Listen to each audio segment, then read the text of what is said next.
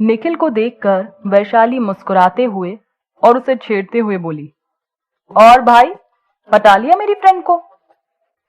मैंने सौम्या के बारे में बताया था ना, फिर भी तुम्हें लगा कि मैं झूठ बोल रही हूं, है ना? अब तो जवाब मिल गया होगा तुम्हें। निखिल ने वैशाली की बात को सुना और बिना कुछ रिस्पॉन्स दिए अपने कमरे में चला गया। निखिल का किसी से बात करने का मन नहीं था। जो बातें सौम्या ने निखिल से कही थी, शायद वही अब तक उसके जहन में घूम रही थी। उसे बार बार ऐसा लग रहा था कि सौम्या इतनी सुलझी हुई और समझदार लड़की है, क्या वह दोस्ती करेगी मुझसे? खासकर ये जानने के बाद कि मैं उसको पसंद कर रहा हूं, वो भी एक दोस्त की तरह नहीं, कुछ और ही समझकर। ऐसे ही ख्यालों में खोया हुआ निखिल अपने मन में जाने क्या क्या सोचता रहा। अगले दिन सौम्या ने वैशाली से फोन पर कहा, आज तू आ जाना कॉलेज के लिए बुलाने मुझे। आज कॉलेज जाना पड़ेगा क्योंकि कल नहीं गए थे, और अगर क्लास नहीं हुई वहां पर तो हम कॉलेज के गार्डन में बैठकर पढ़ाई कर लेंगे। सौम्या की बात सुनकर वैशाली ने भी हां कह दिया। वो बोली, ठीक है, मैं थोड़ी देर में आती हूं। फिर इतना कहकर वैशाली ने फोन रख दिया। जब वैशाली सौम्या को बुलाने आई तो सौम्या उसे बाहर खड़ी मिल गई थी। दोनों बातें करते हुए कॉलेज की तरफ जाने लगे। वैशाली के मन में भी यही सवाल चल रहा था कि निखिल के बारे में बात की जाए या नहीं, और सौम्या भी चुप चुप सी चली जा रही थी। शायद इंतजार कर रही थी कि वैशाली कुछ पूछेगी अभी, पर वैशाली को कुछ भी पूछना सही नहीं लगा। वैशाली इसलिए चुप रही कि अगर सौम्या को कुछ बताना होगा या निखिल ने कुछ कहा होगा सौम्या से, तो वो खुद ही बता देगी। ऐसे ही चुपचाप दोनों लोग ऑटो स्टैंड तक पहुंच गए। फिर वहां से एक ऑटो पकड़ा और कॉलेज के लिए चल पड़े।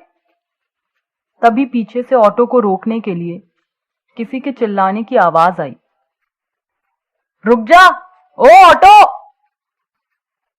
वैशाली और सौम्या ने पीछे मुड़कर देखा तो विनय भागता हुआ आ रहा था। उसको देखकर वैशाली को हंसी आ गई। वैशाली को हंसते हुए देखकर सौम्या भी मुस्कुरा पड़ी।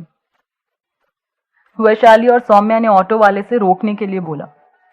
विनय आकर ऑटो में बैठ गया। तेज तेज भागने के कारण विनय हाँफ रहा था। उसने अपनी बोतल से पानी पिया और थोड़ा सांस लेकर बोला, मैं लेट हो रहा था और फिर देखा कि तुम लोग भी बैठ रही हो इस ऑटो में, तो मैंने सोचा ये मौका हाथ से नहीं जाने देना चाहिए, इसलिए भागना ही पड़ा ऑटो के पीछे।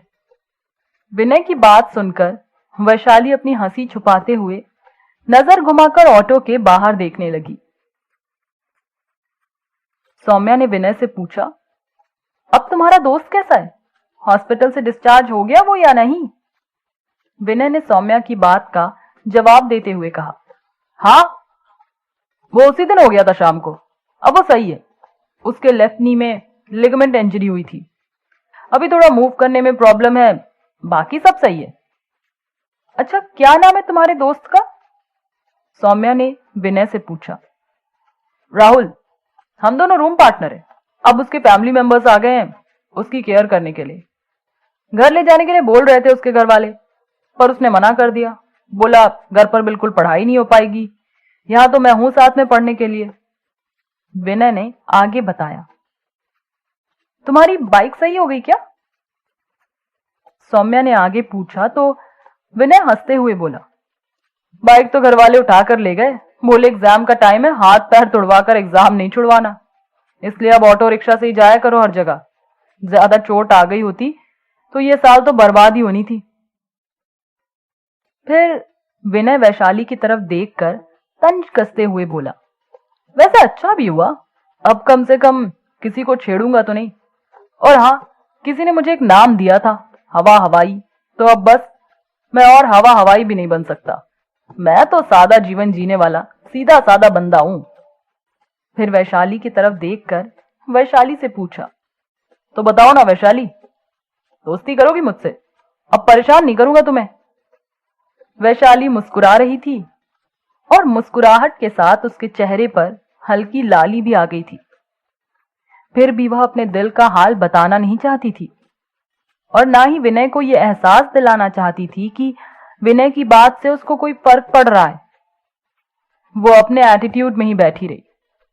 जब विनय ने दोबारा पूछा तो वैशाली की जगह सौम्या ने जवाब दिया, हाँ वो करेगी दोस्ती, मैं कह रही हूं ना, तुम अपना नंबर मुझे दे दो। अगर इसको दोस्ती करनी होगी तो ये मुझसे नंबर ले लेगी। सौम्या की बात सुनकर विनय ने खुशी खुशी अपना नंबर लिखकर सौम्या को पकड़ा दिया। कॉलेज आते ही सौम्या और वैशाली ऑटो से उतरकर अंदर चले गए। अब सौम्या वैशाली को छेड़ने के लिए तैयार थी और बार बार उसके सामने वो नंबर तेज तेज आवाज में बोल बोल कर पढ़ रही थी। उसकी इस हरकत पर वैशाली ने चिढ़ते हुए कहा, अरे सौम्या चुप करना, क्यों सुना रही है मुझे? और नंबर तो तूने लिया है ना, तो तू ही बात कर ले और दोस्त भी बना ले उसे।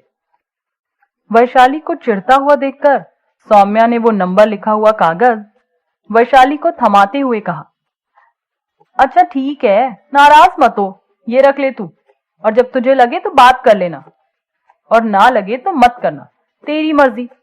मैं तो बस इसलिए बोल रही थी क्योंकि मुझे विनय सही लगा, इंटरेस्टिंग बंदा है, पर कोई बात नहीं, मैं कोई जबरदस्ती नहीं कर रही हूं, बस मजे ले रही थी। सौम्या को सीरियस होता हुआ देखकर वैशाली ने उसके गले में अपनी बाहें डालकर मस्ती से कहा, अरे छोड़ ना यार, कोई बात नहीं, देखूंगी, सोचूंगी, अगर कुछ लगा तो बात कर लूंगी। वैसे भी मैं अभी उसको जानती नहीं हूं और इतना भी इंटरेस्टिंग नहीं लगा कि आगे जानना चाहूं, इसलिए फिलहाल तो दोस्ती करने का कोई मूड नहीं है मेरा। अच्छा चल, अब क्लास में चलते हैं, फिलहाल तो पढ़ाई पर ध्यान देना है। ऐसा कहते हुए वैशाली सौम्या को अपने साथ लेकर क्लास की ओर चल पड़ी। शाम को वापस आते समय वैशाली ने कहा, आज ऑटो नहीं पकड़ेंगे, आज पैदल ही चलते हैं घर, कुछ बात करनी थी तुझसे, कॉलेज में तो टाइम ही नहीं मिला आज, और अब तो प्रैक्टिकल एग्जाम भी शुरू होने वाले हैं, तो और भी टाइम नहीं मिलेगा। वैशाली की बात सुनकर सौम्या बोली, हाँ सही कह रही है तू, अब प्रैक्टिकल की तैयारी पहले करनी पड़ेगी, पर ठीक भी है, पहले प्रैक्टिकल्स निपट जाएंगे तो एक टेंशन तो खत्म। वैशाली बोली, हाँ ये भी है, वैसे भी अब टाइम नहीं बचा है, नवंबर का महीना है बस अपने पास। तो सौम्या ने कहा, इतनी तैयारी तो हो गई है, आगे भी हो ही जाएगी, इन एग्जाम्स की टेंशन नहीं है, पर हाँ एंगेजमेंट के बाद जो एग्जाम्स होंगे तब देखना पड़ेगा कैसे पढ़ाई करनी है, क्योंकि थोड़ा टाइम तो एंगेजमेंट की तैयारियों में ही चला जाएगा। सौम्या की बात सुनकर वैशाली मुस्कुराते हुए बोली, सही है बेटा, कहीं भी रहो तुम्हारा ध्यान वहीं रहता है, तुम्हारे साहिल के पास। वैशाली की बात सुनकर सौम्या मुस्कुराने लगी और बोली, हाँ सही कह रही हो, मैं जो भी करूं पर ध्यान तो वहीं रहता है, और अब तो मुझे अपनी एंगेजमेंट का भी इंतजार है, क्योंकि भैया भाभी ने मना कर रखा है ना मिलने से। अब जब एंगेजमेंट होगी तभी मिलना हो पाएगा मेरा और साहिल का। सौम्या जब साहिल के बारे में बात कर रही थी तो उसके चेहरे पर खुशी की चमक थी।